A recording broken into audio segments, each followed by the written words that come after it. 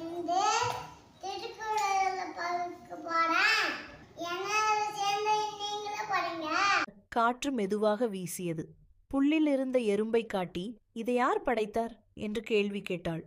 இது தானாக வந்ததுதான் அம்மா என்று அவன் தலையசைத்தான். திருக்குறளை எழுதியவர் திருவள்ளுவர்.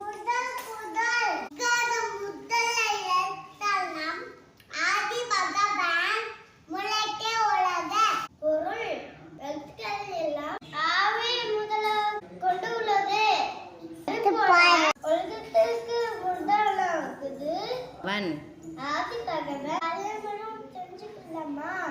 கீழே வீடியோவை கிளிக் செஞ்சு பாருங்கள். திருக்குறள் கற்க சேனலை சப்ஸ்கிரைப் பண்ணுங்க. உங்க ஃப்ரெண்ட்ஸ் ஃபேமிலிக்கும் ஷேர் பண்ணுங்க.